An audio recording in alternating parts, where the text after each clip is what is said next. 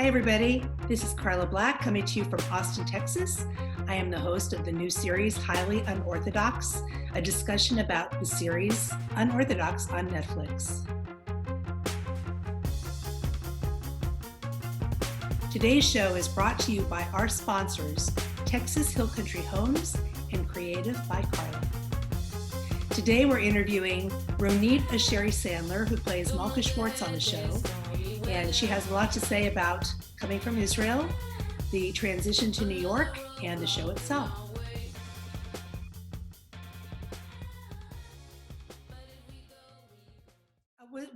Did you grow up in a religious community or not? No, I didn't grow in a religious community. I can say that my grandmother and my grandfather, they were Holocaust survivor, they kept about a lot of traditional. I can say they were religious, not like very hard religious in the very extreme way, but yes, I can remember as a little girl visit them, and I was remember my everybody, they go to synagogue, they light the candle. I light the candle too every Friday, but they were much into the traditional, I think, because they were Holocaust survivors. So I think they want to kept the traditional that they used to do in Poland, where they're born. I think a lot of times when people are raised very traditionally, a lot of people, and obviously Esty, want to break away and find their own way. And then sometimes the next generation becomes more religious and then less religious. I think that's kind of a common thing that occurs. Do you find that too with your parents? Your parents were not especially religious? My parents not religious, but we kept about a lot of traditional, kept for, as my mother grew with, her parents were, in a traditional family, she kept it. Mm-hmm. And I tried to continue, the chain. I mean, listen, I go to synagogue, not here. I mean, where when in Israel, I can say in Yom Kippur, I go to synagogue. I was do Havdalah every Saturday. My father still calling me from Israel, and we do together Havdalah. Aww. So it's very important to me, even now here that I'm in New York, and I kept more than I think, even more when I'm here in New York. It's very important to me for the kids, especially that we're not in Israel. So I can say that my grandmother, her brother, he's still alive. He lives in Bnei Brak, which, it's very Hasidic community. Uh-huh. So I can say from part of my grandmother's family, they still very, very religious. You didn't grow up speaking Yiddish, or did you? I was surrounded with a lot of Yiddish when I was little girl. I remember myself in all the Saturday we visit my grandparents. They have a beautiful house, private house. All the me and my sister, my cousin, everybody ran and in the house, like we were playing. And I remember very clearly that everybody speaks sitting around the table. They speak Yiddish, and of course that we don't understand. Of course they speak Yiddish that between them, that the kids won't understand what they're saying. They curse a lot of juicy cursing. I don't want to say, but I have a book with a lot of curses and also best wishes. This is for I kept it in my shelf. So it was familiar for me all the time. Mm-hmm. And it was interesting because I was finished drama school, and then one day I go to audition some commercial, like all the actors do, and I was sitting and waiting. And as I'm sitting, I have conversation with one of some guys, and ask me question. Did you finish drama school? What you doing? Chat, like regular chat. And I said, yeah, I finished drama school. I think it was 2 years ago. Mm-hmm. And he said, I'm from Yiddish Spiel Theater in Israel, and we opened a young group of actors. you would like to do audition and to join the group, the ensemble. I said, I mean, why not? I mean, I don't mind to do it. I need a job. And I didn't thought I will find myself acting in this theater for 15 years, meet my husband there, getting married there, getting pregnant there. So it was the Kindsmacher in Dublin, Bashevi Zinger, and I was pregnant, and my husband played the main role, the Kindsmacher. And there is a moment he was do a lot of magic, and one he's supposed to walk on a tiny I say it in English, like in circus that you walk and there is yes Uh-huh. yes, and it was very high, and I feel that I'm already, I was pregnant, like I have big Stomach. yeah, and I was like, oh my god, it's going to happen now. I'm going to have the baby right on the stage. I was so excited. I was fear for him. So it's like, it was amazing. And also in the second show, I can say was a big part of my life. The Yiddish Spiel was a amazing family. And I think, I start with, my Yiddish was okay. My first sentence was, They Kimmen, They Kimmen. Was my first show. And then we start to study in university. All the actors who get into this theater get a scholarship. So we learn in a university, which was very interesting.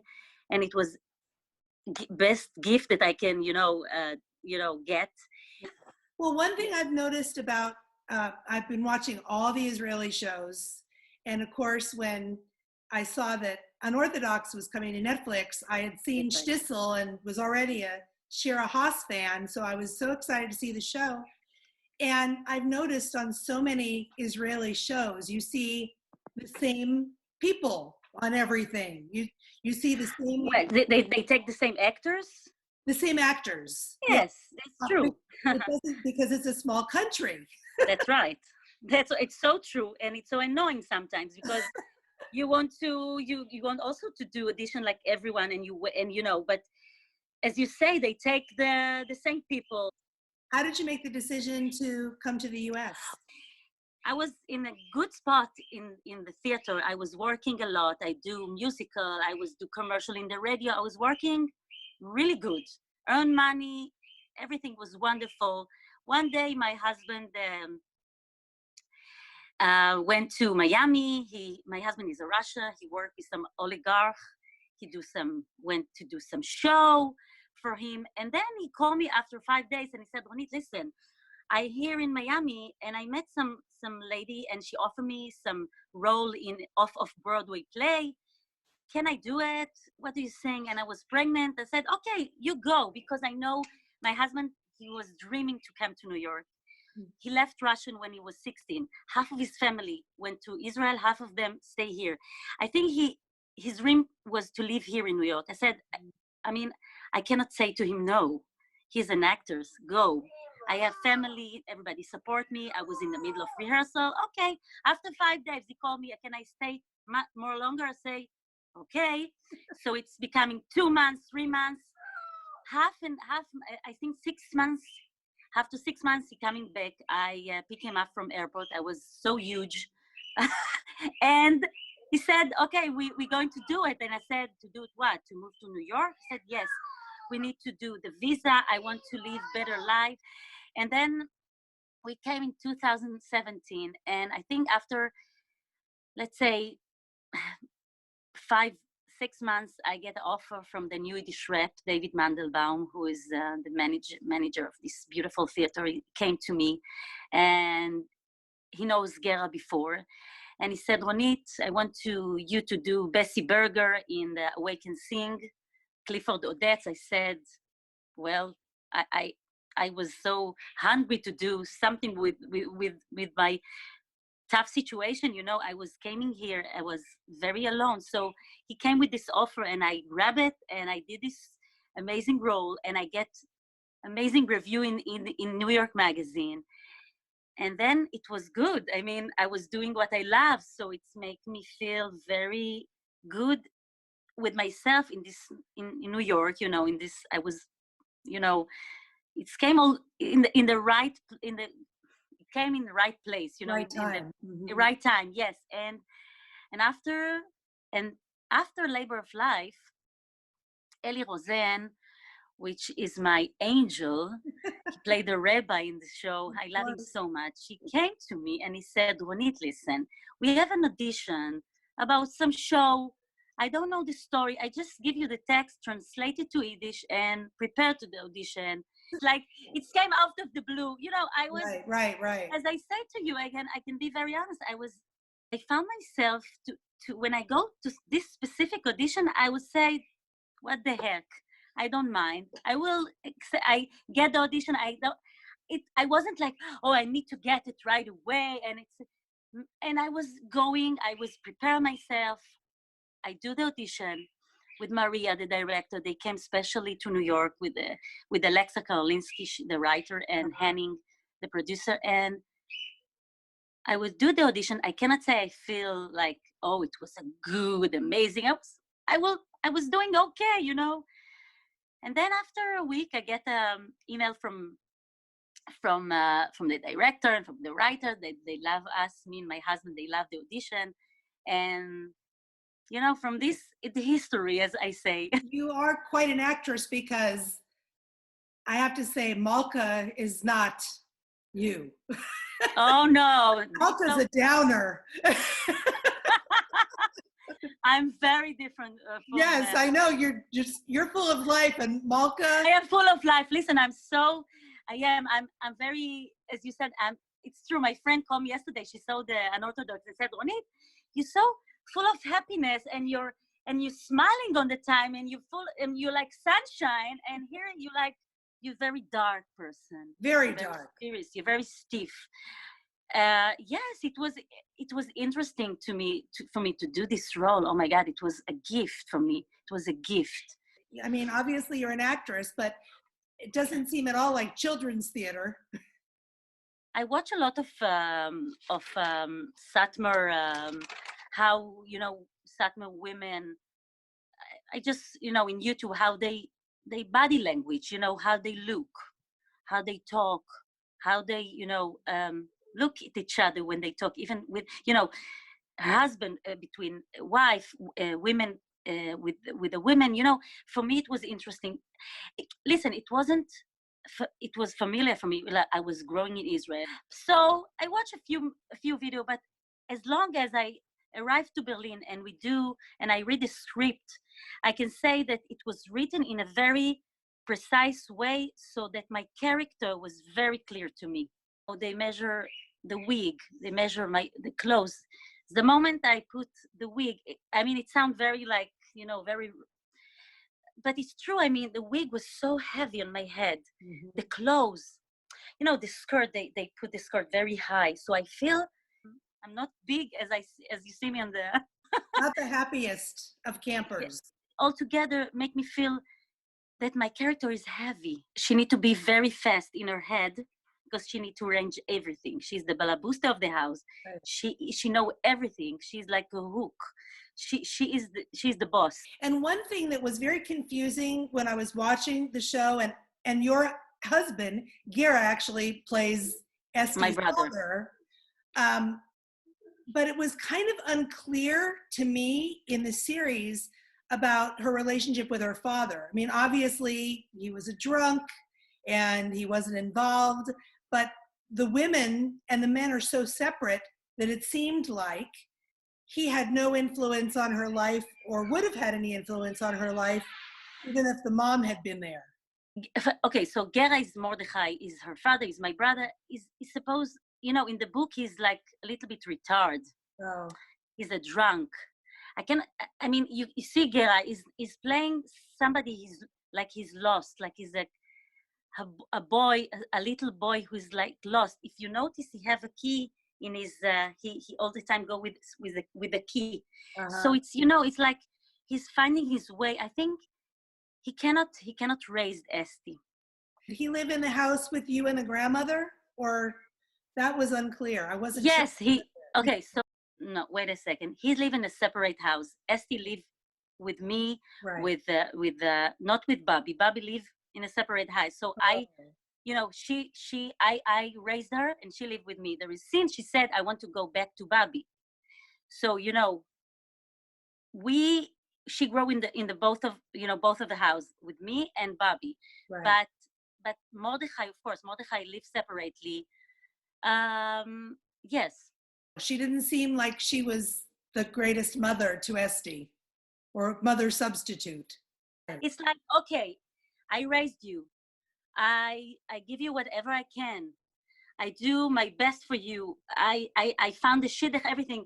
But as the moment she is get married, I release her. But I watch her. I'm behind your back. So you filmed in Berlin. Was everything shot in Berlin? Yes, most of the scene was shot in Berlin, like at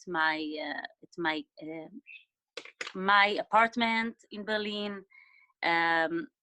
All the scene that I did in Berlin. This is how they met. They go to the supermarket, Right. And everybody, it's also wonderful, wonderful scene. I love this scene so much. So short and say a lot. Mm-hmm. With the eyes, she looked at Esty. Esty turned around very slow, like she presenting herself. Right. It was so strong. And we shoot also in New York. So basically 2 days it was, but most of it was in Berlin. It was a wonderful experience, wonderful cast. Incredible, really. I mean, everybody on that show. Shira, did you know Shira from Israel? I heard about her. I knew who she is, but I never met her, and we fell in love.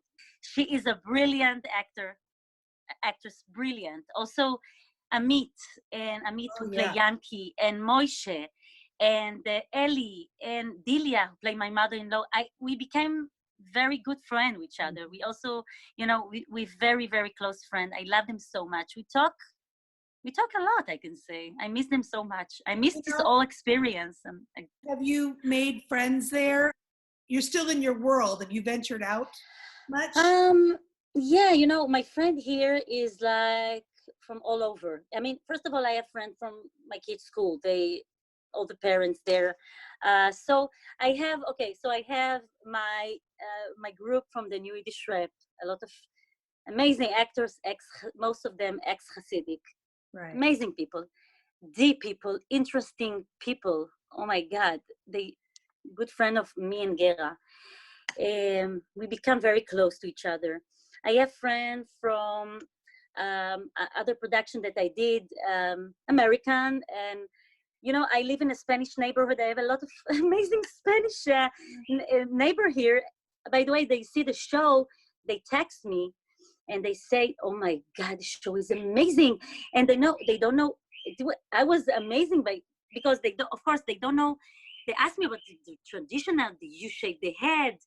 They asked me a lot of questions, and they watch it again and again. I mean, she called me, my friend from my building, and she said, "Listen, I watched it the second time, and I want to learn Yiddish." And she is like from the Dominican Republic. Oh. By the way, this is like a side story, but it was amazing. By the way, I have a lot of friends here. I can say I'm very social person. So everywhere I go, I collect good people. Are people recognizing you, Ronit? I go to the supermarket with my son, and one of the lady who worked there, she said, "You were in the show, right?" I said, "Yes, I were." Oh my God, it was wonderful. And there is one guy in the pharmacy.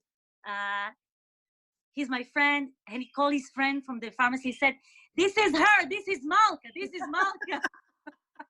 So it was very nice. In many ways, of course, it's about the Satmars, but it's also about finding your own voice too. And Yes. I mean, it's got a much bigger message. So what has surprised you the most about the reaction to the show? I get a lot of message from people all over the world, and from Jordan, from Turkey, from Morocco. Somebody wrote me, very nice. He wrote me, I'm a hair design from Morocco, and I was very impressed from your show, from you. And he wrote me, "Come to visit me." And I can tell you, there is no place like Morocco that the Jewish and Muslim live so well together, like in Morocco, you know. And you know, my skin was, I almost cried when he wrote me this, you know, it was amazing. It's not far from their tradition too. I didn't expect that this show will be so successful all over the world. I can imagine in Europe, I mean, I can say, you know, Italy, Spain, let's say. What about your From, friends like, and family in Israel? oh, they love it so much. I get, you know, all my friends from when I was student in drama school called Betzvi. It's a school from performing arts. Everybody wrote me, and for me it's a new thing. I can say this is my first time that I did something like this. I do all of my life. I did theater. Theater, it's my, you know, on stage. I do a lot of, you know, performing on stage. It's my first time that maybe I didn't supposed to say it, but it's my first time that I do a television role in Netflix. Great. I mean, this is my first time. I'm going to wrap up, but tell me, do you have anything coming up that's going on that you want people to know about? So my last project was Labor of Life. It was amazing play. We play, my husband and I play husband and wife. And this is our last show before the Corona situation started. We have a lot of idea and we read a lot of play in the Zoom, but this is what we're doing now. Right. And we're enjoying to be at home all together, me and my husband and the kids. It's interesting timing too, because with everybody at home, we're all looking for new entertainment and new things to do and ways to get through, you know, until we can go out again. And that's very, very hard when you're an actor.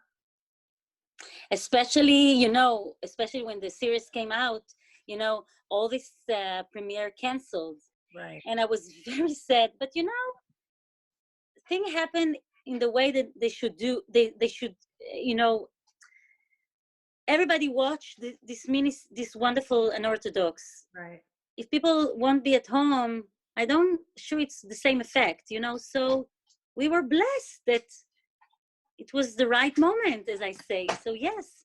And it's a wonderful diversion too, because it gives people a lot to think about. Exactly. That's right. That's right. And I think that in this time we're feeling kind of sorry for ourselves being at home, but things could always be worse. Roni, thank you so much. It's such a pleasure to meet you. You are such a pleasure to meet you and speak with you.